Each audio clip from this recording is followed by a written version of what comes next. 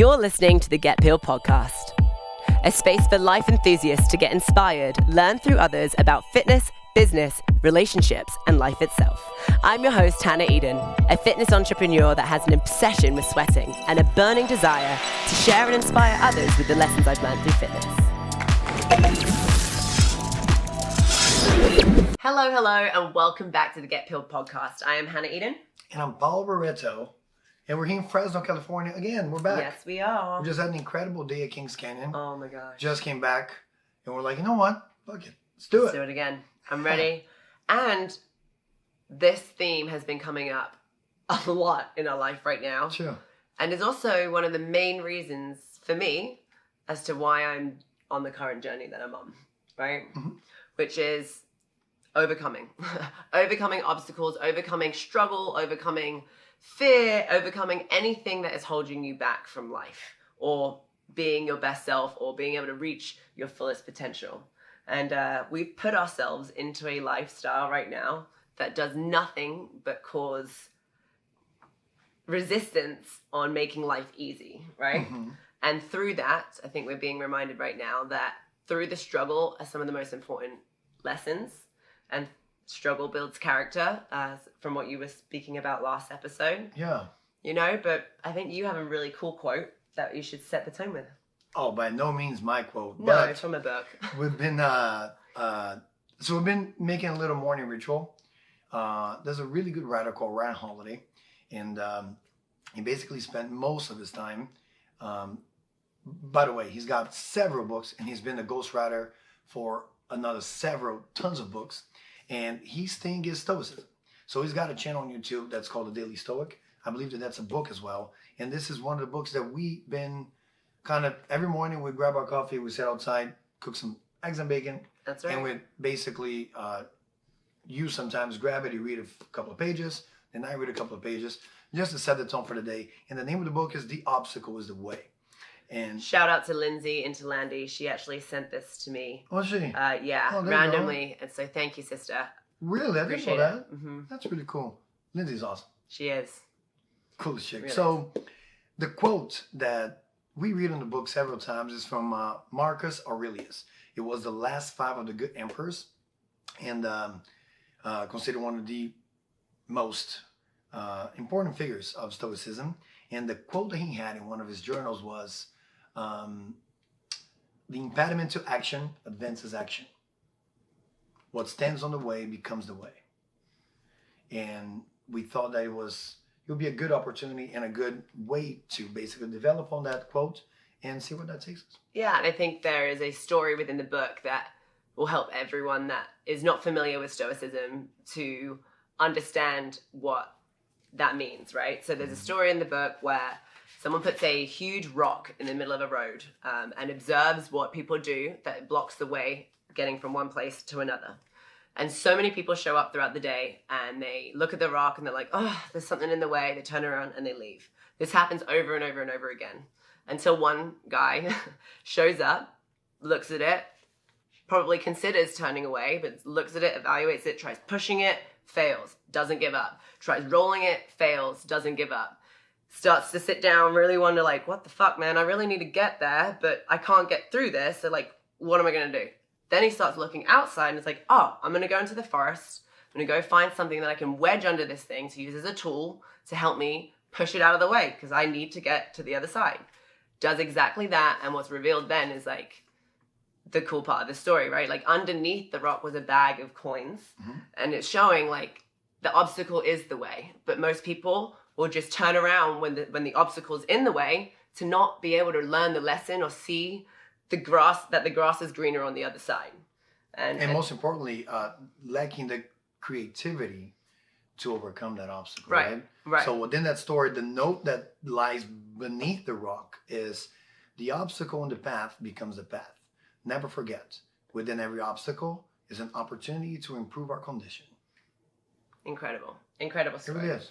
And that is, to me, was like, okay, if no one understands what Stoicism means or being able to overcome struggle, there's also another great book from Ross Edgley that ties Stoicism into sports science. Mm-hmm. And he creates his own new realm and modality of Stoic sports science, right? And about using the mental fortitude and resilience to overcome obstacles and to do the impossible, that will in turn allow your physical state to respond and align with that thought process and to do more than most think that are possible. Nice, So, babe. That was a very good way of putting it. Yeah. I like that. Very concise. And if you don't know who Ross Edgley is, he's a badass motherfucker. He's from England. Sick fuck. And I am a huge fan. So Ross, shout out. But he's done some incredible things. Like he has run a full marathon, the effort dragging a jeep, or in minimalist shoes dragging a jeep. He has swam with a strong man. He's on a triathlon with a tree. With a tree trunk, a triathlon. He's done a bunch of crazy stuff. And his latest book is Lessons Learned While Swimming Around the Great British Channel, which named is The Art of Resilience. Incredible book. So today we're going to talk about overcoming and being able to see the light at the end of the tunnel, even when the whole world is crashing down on you.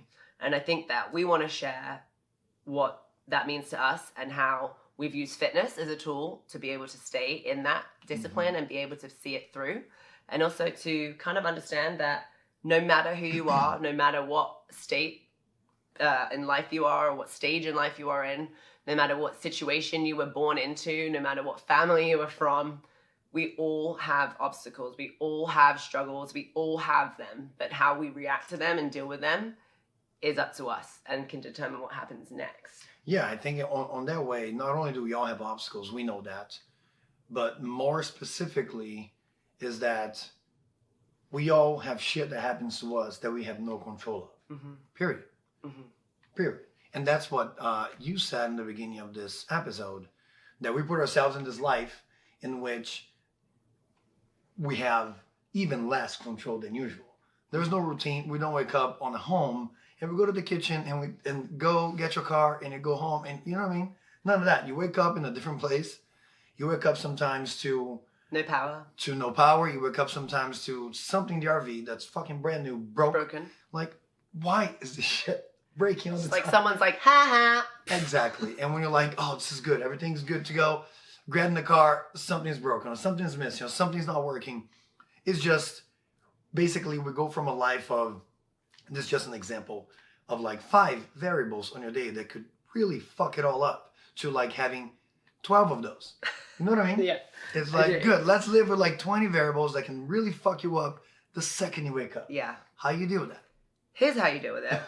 Is that you understand that life is going to continue throwing shit your way. Yeah. So you better get better at dealing with it.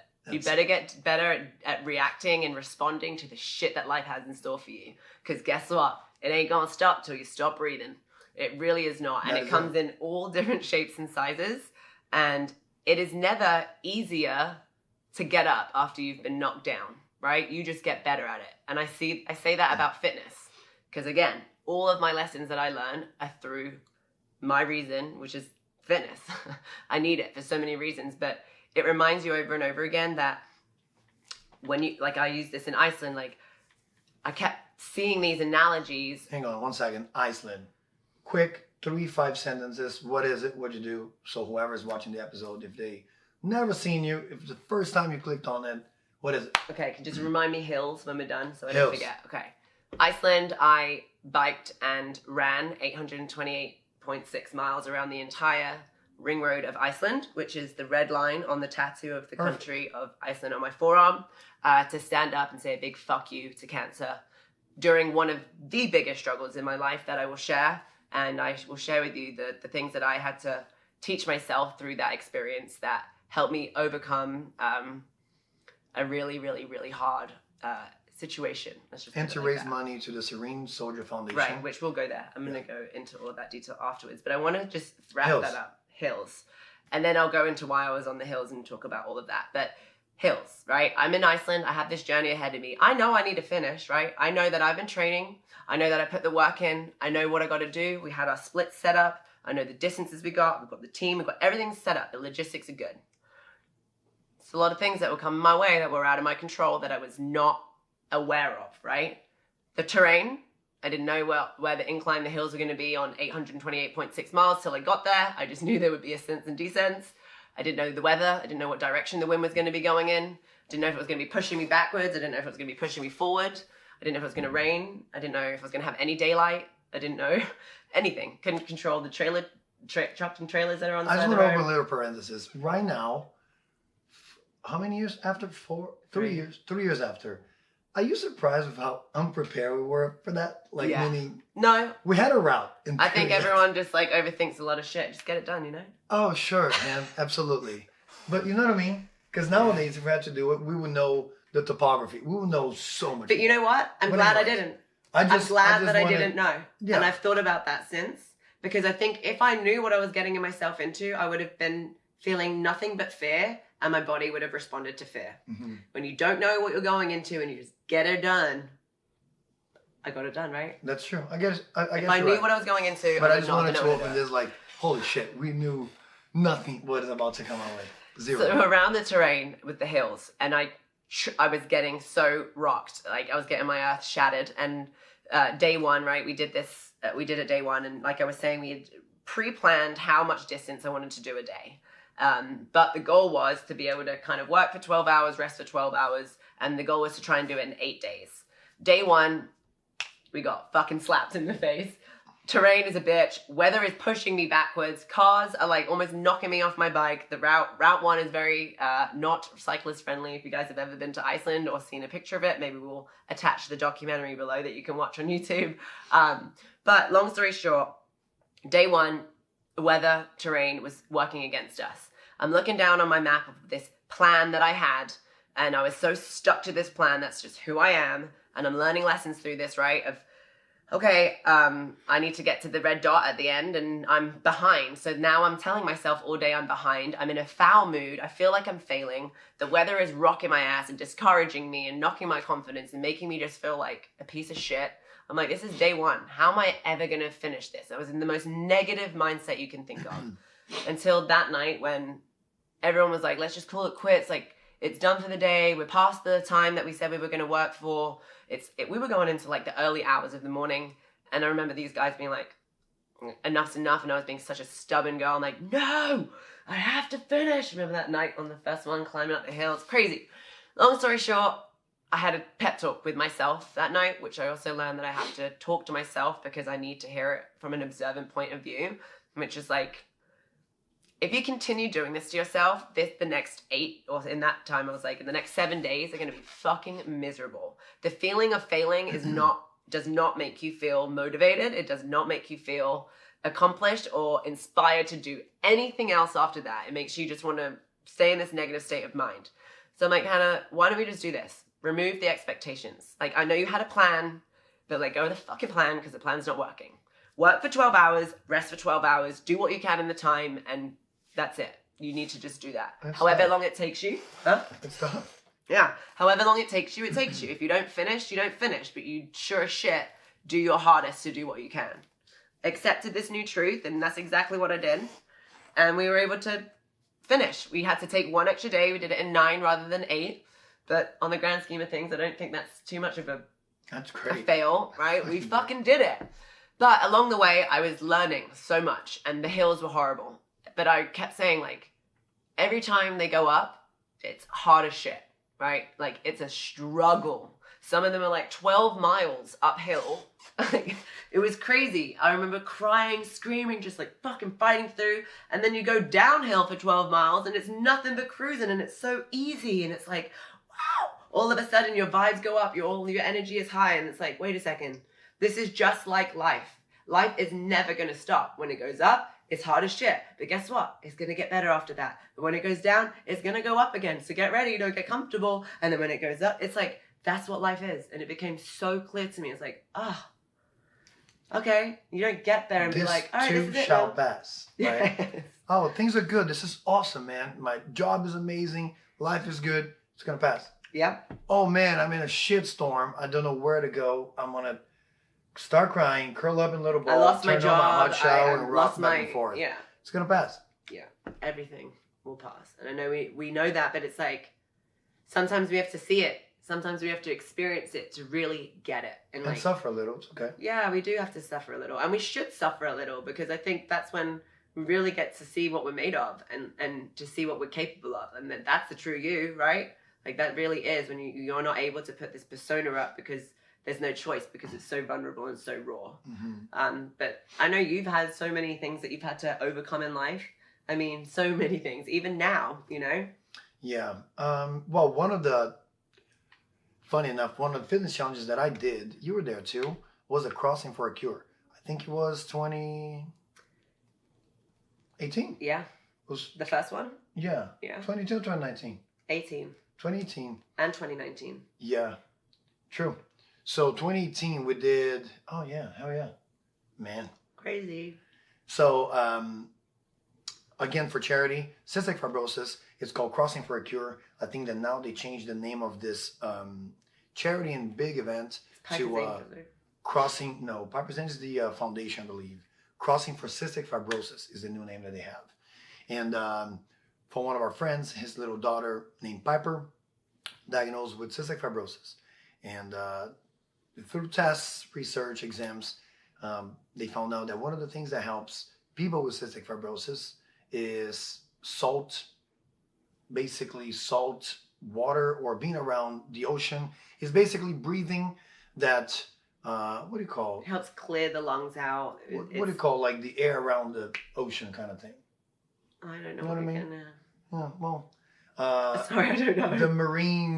The marine clouds, I don't know. But basically being around the ocean, being around salt water helps break down the mucus on their lungs. Which we should figure that out and we'll put it in the notes below. Exactly. But that's the thing.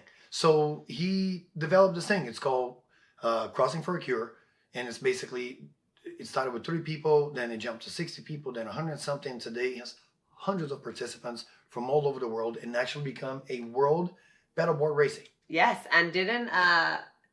this year, I think The Rock is going to do it. The Rock is doing it. There you go. The Rock's doing this year, yeah? Oh, 2021. Yeah. So 75 miles from Bahamas to West Palm Beach on a paddleboard. And obviously, there's people that do on a kayak. They do in some funky little things that it's go incredible. through the water. Some it's amazing. dudes that do it on, they lay on their belly. I've forgotten what it's called. They just use their arms. Madness.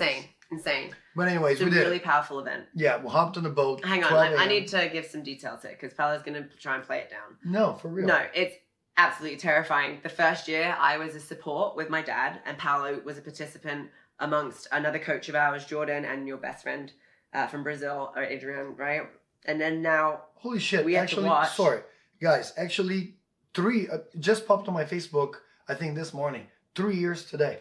Oh, wow. Can you believe it? No way. There's a picture of the 3 of us. Yes, We're about to go. You're right. Because it was Father's Day weekend. Father's Day weekend. 3 years today. That's crazy. So this is so nuts. That is wild that we're talking about it. But I watched, and it's terrifying. These guys are paddleboarding across the ocean. And when I went into this, I'm like, all right, cool. Like, it's going to be a shit ton of us, just like a marathon, right? You can always, there's just a bunch of people in the ocean. Everyone's just going to be crossing. Everyone's saying hi to everyone. You're like, hey, what's up? You want to play me? Like, totally, no, not like that at all. First of all, it starts at midnight where it's pitch black and everyone goes to the beach and they have this awesome send-off, but you have a captain and a support and then your participants, your paddlers. So we had Joe and Alexa. Oh, well, actually, first year we didn't have Joe and Alexa. We had a captain. My dad and I were support, and then Paolo and his boys were on the boards. Oh my gosh. We were like 3 boards in the water. 3 boards to 1 boat, and everyone kind of had their own boat. Once you get going and you go in, you see shit ton of people with like life jackets and lights everywhere. Pitch black. Because it's pitch black and sharks everywhere too, I'm sure. No, we didn't see any sharks, so yeah. Note. Yeah. But they're there. It's their home. Yeah, they're going to be everywhere. And you know that, right? But you don't go into the ocean in the pitch black, and not just like on your ankles. I'm talking like in the ocean. So they got in, and it's pitch black. Turns out that the ocean's huge. Turns out that place is fucking huge. So in an hour, you don't see anyone. In 20 minutes, you don't see anyone. And I'm saying no one. And it's so important to do that because it makes you remember how insignificant you are in the world. And like a pinhead. And more than that, which if you ever dive into The Art of Resilience by Ross Adgley, he has a quote that's amazing. The ocean doesn't fucking care. No. It doesn't care if you have a plan. It doesn't care if you have a goal. It doesn't care. It doesn't care how much money you have. It doesn't care if you're strong. It doesn't care if you're fit. It doesn't matter. Doesn't care. And it's very important to fear the ocean and understand that, like, we all need to check ourselves. Or respect the ocean. Oh, yeah. Not even fear, but respect. Just respect. Have respect. Yeah. Which we see that some people try to do that crossing and have no respect for the ocean, they get their asses kicked. Yeah. I did. Something that you shouldn't just go into. You should definitely put some time in to make sure that you're prepared, because it's scary and you're on your own. And we didn't see another human or land for over 16 hours. Mm-hmm. Paolo didn't get off his paddleboard and into the boat once. 2 years in a row. The first year, I remember it was such a struggle, and you can talk about that story of like falling all the time. Yeah, that was tough. The second year, he did, and I watched him. Second year, we exercise have to get on the boat different- to run from the storm. Oh my god! Remember that? There's a storm coming. The guys, it's Second year terrifying. was a shit show. It was pitch black, and then I remember looking around at some point and being like, the ocean doesn't look like the ocean anymore. It just looks like a glass black floor that we're like gliding on. But you should tell some of those stories about. It's tough, man. So back then I did some training, you know, always like, I'm fit, I can do it. Like, you know, I work out, I lift kettlebells, I squat. And it turns out that it's a different craft. And you can be a great athlete. If I put you on a different craft that requires specificity on training, that requires you to basically develop some very specific skills and techniques and muscles for that matter, you're going to be a beginner. Yeah. And it's okay. So you can be a professional athlete in one thing. If I put you somewhere else, you're going to be a beginner, period. Remember that? Yeah. And so we go in, and for the first 5-6 hours, I had really a lot of trouble staying on top of my board. And I did some training. I would wake up in the morning a few times with Jordan, train with him in the ocean, but it's different because every time we train, you're going parallel to the shore. So the waves are hitting you on one side, and then when you turn around, they hit you on the other side. That's it. When you go in the ocean, the waves are coming from everywhere, from behind you, from the side of you. The side of you. And I fell off my boat, at least, off my board, at least 40 times. Yeah. And falling off your boat, it's like doing a super burpee. Your body hops in the water, it's pitch fucking black, you're scared as shit.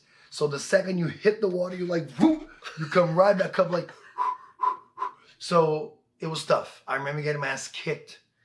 And then finally in the morning, something clicked. And I remember Jordan used to tell me when we were training, the few times that we trained together, he's like, man, you just got to feel the wave. Like, don't worry about it.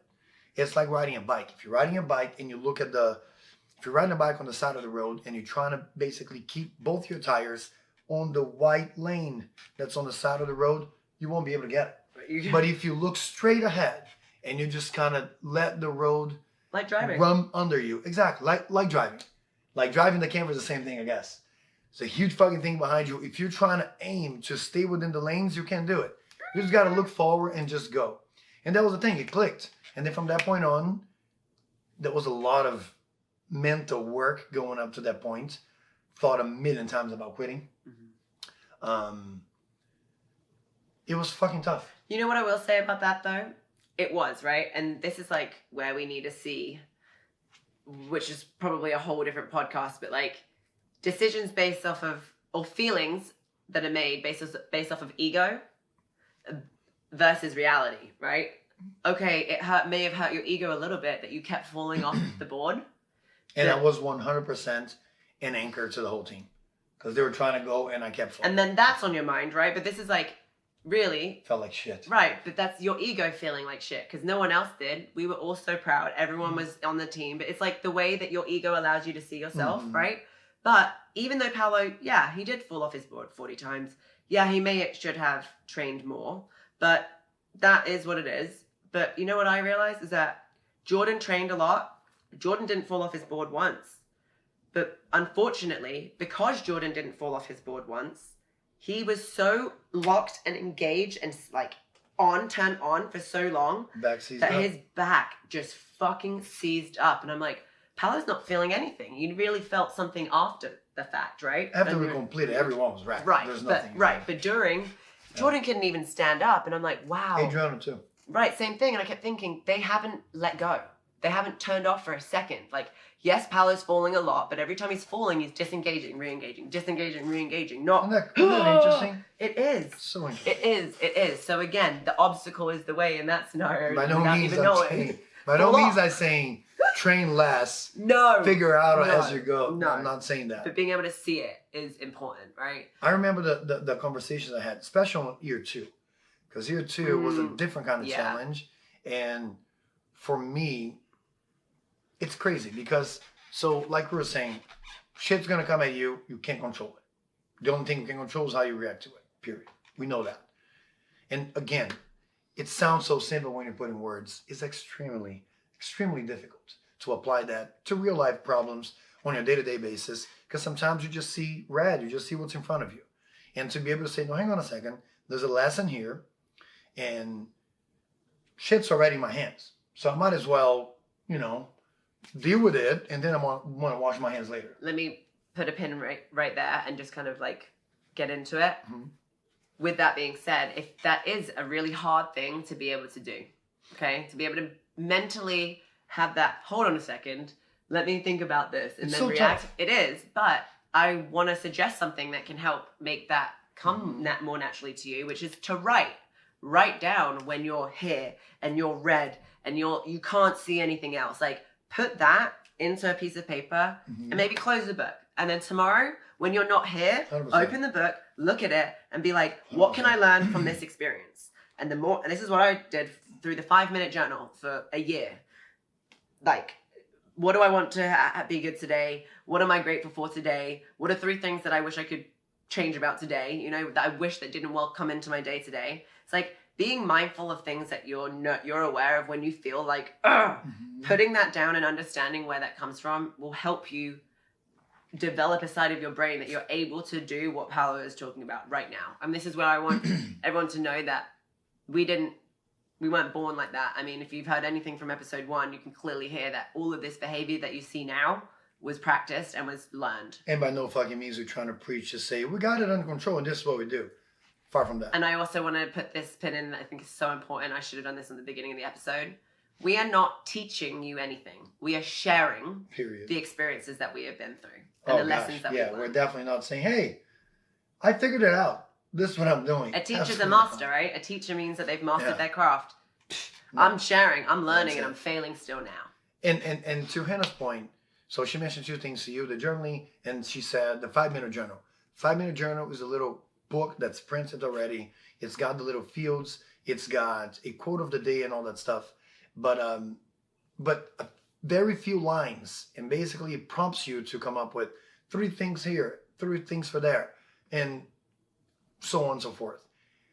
But what I really started doing lately, and every couple of days, especially when I have a really tough day, challenging day, I actually get a notebook and I put I just write an essay. Mm-hmm. This is what happened, this is what happened, this is how I responded to it, this is what happened. But that came after the 5-minute journal. Oh, absolutely. Which is really hard to do. So I actually have both in my bag. So yeah, I do. You know what I mean? So that's just a suggestion. Because you really want to say, don't try and summarize what's going on in your head in 3 sentences. Mm-hmm. Don't. Mm-hmm.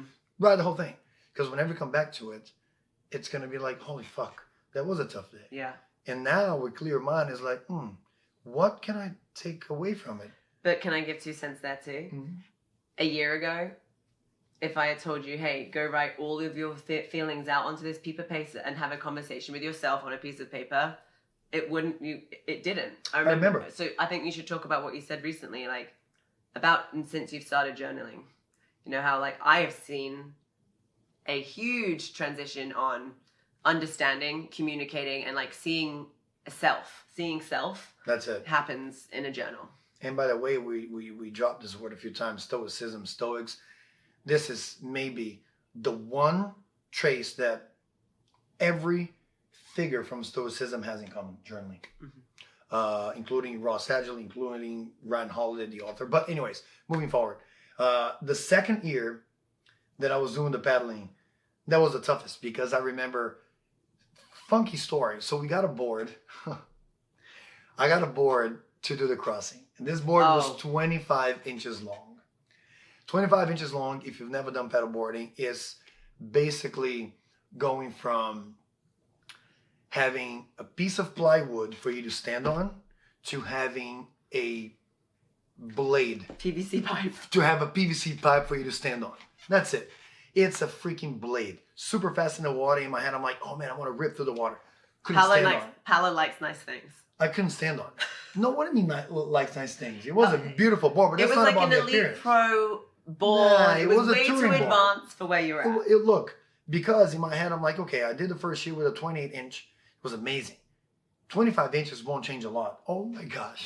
It changed 3 inches. 3 inches. Changes everything.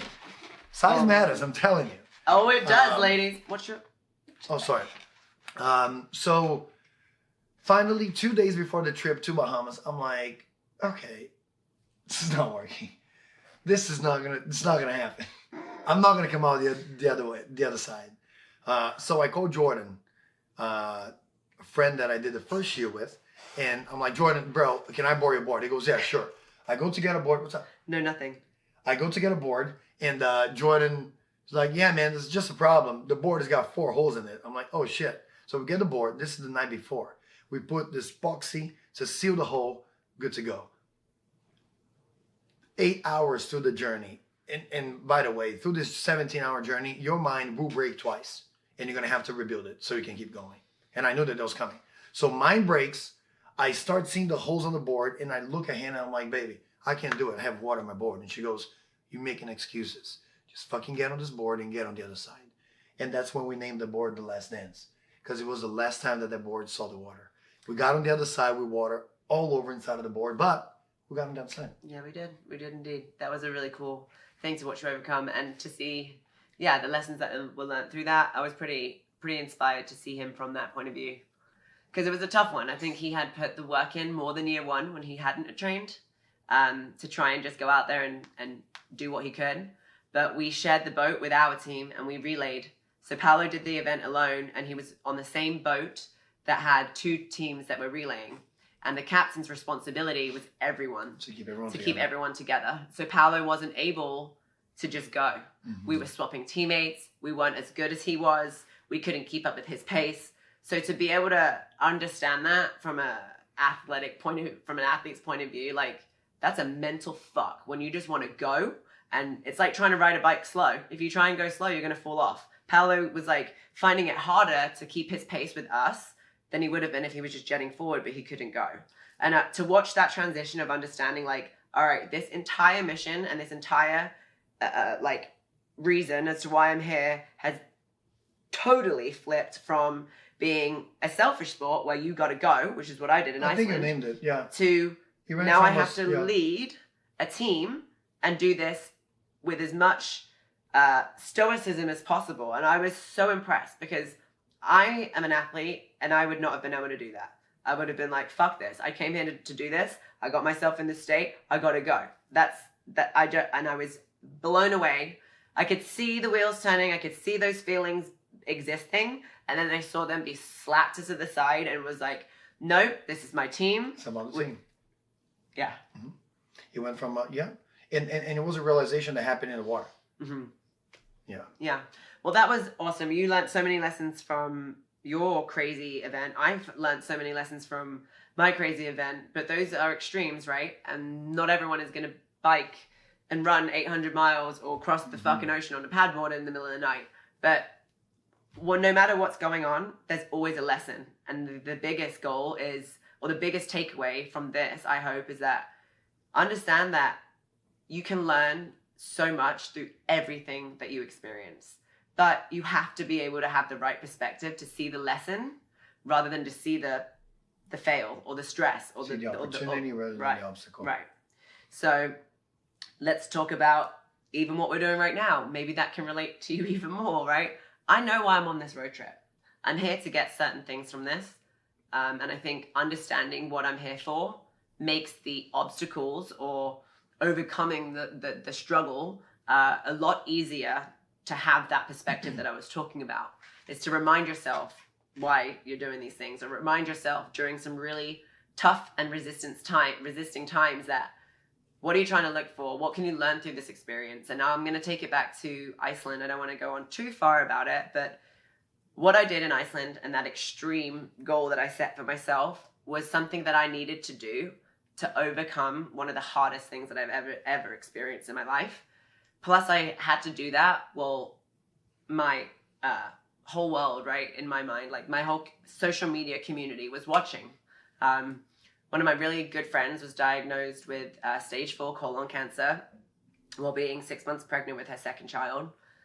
And I stayed with her until the end of her life. But before she passed, I didn't think that. I think I was naive. And whenever we got the news, it was like earth shattering, right? And I'm like, shit, I am being rocked right now, because I think that I've lived my whole life being genuine, and like what you see is what you get. And hopefully most of the time that's great, but I couldn't fake it. I'm not a fake person. And I knew that it was going to affect every aspect of my life, including our brick and mortar gym, our online community, our family, our friends. Everything that we've been building got affected because of this trauma that was going on in our life. And in addition to so many other things that were going on at that time as well, it was like it just didn't stop. It was like, why is this happening right now, right? But my point is that during that experience, all I wanted to do was go back to the old Hannah. All I wanted to do was roll into a ball, crawl into a rock, delete Instagram from my phone, close the gym, and like figure out how to like get back up and deal with this, right?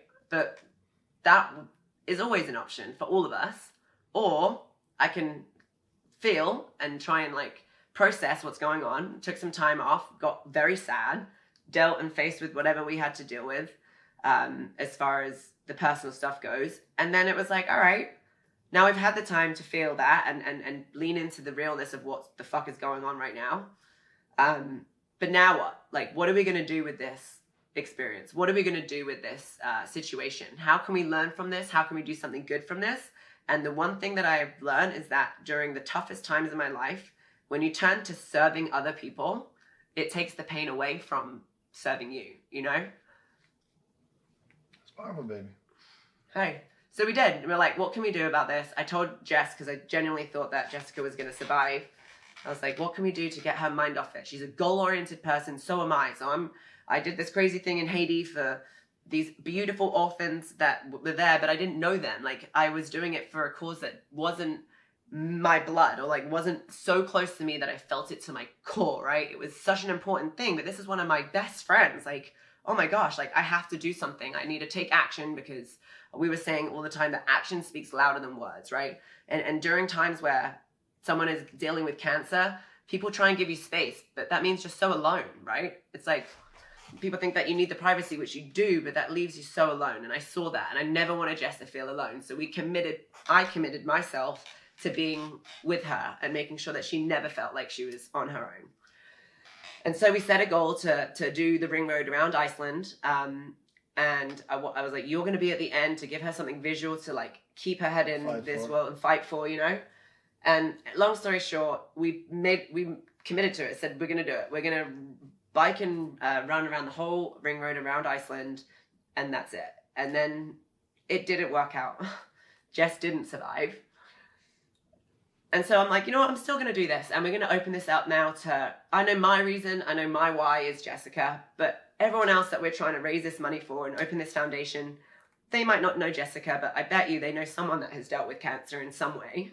So then we were like, okay, let's open it up. By the way, I'm still PMSing, which is why I'm probably really emotional. Okay. But, you know, let's open it up and ask people to share their stories with us. How has cancer affected you in your life? I want to dedicate Miles to them. And we did. And it was like being able to put yourself and serve others during hard times. It didn't make it any easier, but it made me realize that there's a reason we're fighting for this. And there's a reason why we should make it happen, and why we shouldn't quit. Just because Jess passed, she's going to be with us. She's going to know that we finished, and it's so much greater than me. It's so much greater than this now, you know? So it was a crazy, crazy situation, but we were able to take the time selfishly to pour our pain into the road alone in Iceland for 18 days while we were there total, right? 18 days. And that was a selfish thing. Like, I checked out, but we were also able to help so many people and do something really good with a really shitty situation. So I think that from every situation that is horrible, there's always a lesson to be learned, right? And through that experience that we did around the ring road. I've shared one of the lessons that I learned, you know, about the hills going up and down. Day 4 was an extremely powerful day, and I think I've mentioned it before, but like, you know, no one's going to show up for you. And that's such a hard thing to understand and accept, no, especially when life's not going your way and you need help or you need support. Once you understand that that's not going to happen, it becomes a lot easier to show up for yourself and not feel so sorry for yourself, because it's our responsibility to dictate what happens from everything that happens in our life. Mm-hmm. It might come easier to some than others, but just know that there's a reason worth fighting for. Yeah. And the skill to visualize an opportunity in the midst of a shitstorm, like you said, easier to some than to others, but it's something you have to continuously exercise, because you will come out the other side more resourceful, 100%. And you probably know, I mean, it doesn't matter if you're into fitness or not. There must have been situations in your life right now that you can recall in which you thought, this is it. There's no fucking way that I'm going to get out of here. Now what? We had that at Pump Fit, we had that in running the business in that very year. Yeah.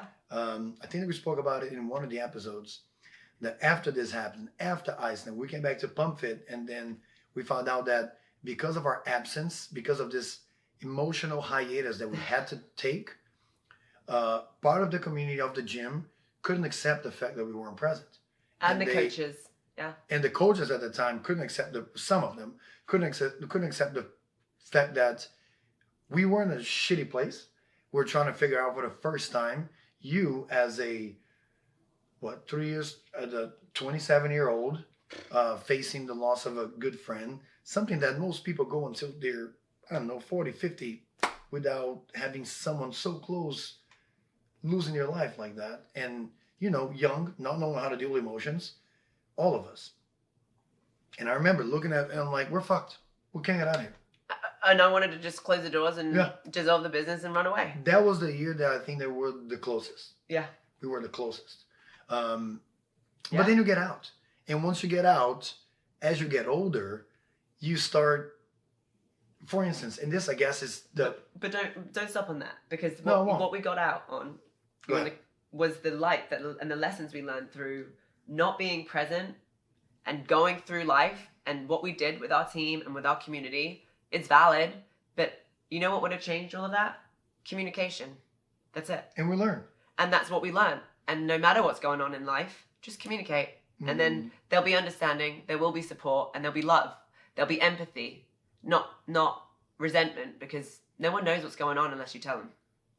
And this not only communicate to others, but to yourself. So when you journal and you put your thoughts into paper, you're able to come back to it and say, holy shit, now, okay, I get it. I can see more clear. You know what I mean? So this communication is, I guess, both ways. It's communicate, tell people what's going on, and you have to be able to tell yourself. And I think that the best way to tell yourself, because thoughts come and go, and once it's gone, it's gone. So you may think that sitting on a chair and thinking about all the things will get you close to the end of it. I think that what gets you close to the end of it is putting on a freaking paper so you're able to actually look at it. Yeah, and they say that in therapy, to write things out or to talk and listen to yourself so you can hear yourself from an observant point of view changes everything, because it removes the emotion and you can hear it. Like, don't look at it like it's you talking. Read it or listen to it or watch yourself on a video like you're looking at someone else, because you're a person, right? Absolutely. And the way that you externalize things lets us know and lets you know a lot about how you're internalizing things too. Yeah, and how you see the world in your how you feel. This is something I say this all the time. How you feel inside of here is exactly how you're going to dictate how you see the world. Yeah. If you're not good here, the world is against you. If you're good here, you understand that life is tough, man, and we're in this together. And it's okay to go through shit. Your perception of the world becomes a reality. Mm-hmm. And just to kind of wrap my thought is, we go through life, we go through shit, and most times, we hope, we get out on the other side. Stronger, more resourceful, a little more rugged, you know what I mean? A little more tough. Resilient. And as you get older, when you're faced with another problem, you're like, man, this fucking sucks. But I remember being in a shithole 3 years ago when I thought that there was no way out. Right. Like an example is when you're in high school. The smallest problem rocks your world because you've never Oh my gosh. felt something like that, because you don't think that there is no life after this. This is it. But as you get older and you're like, no man, I've been there before. I know how the fuck it goes. It sucks right now, but it will pass. It's David Goggins calls it like callousing the mind, right? Yeah. Like toughen up, buttercup, because it ain't gonna be easy. And I think once we all understand that that's reality and no one has it worse than someone else, like that's relative to every single individual. Life's tough. It really is. But like understanding tools and tips and exercises of trying to callous your mind or toughen your brain or open up your perspective or whatever, or open your heart, whatever it is that you're looking for, be able to strengthen your stomach to handle the shit that goes on. This is all through practice. This is all through trying to learn how to do these. And I say this a lot. Some people can go through life, and my mom makes things very clear for me because I am a very deep person that needs to understand like emotions, and I really want to push my potential. Like I know that that's not normal. I'm very aware of that. And she says to me sometimes like, man, I never did this self-discovery shit. Like we just went through life and we just lived, you know? But I think like, you know, maybe sometimes I do try and go too far into things and figure out what things are. But if I didn't, I don't think I'd be able to handle life. Like I need that.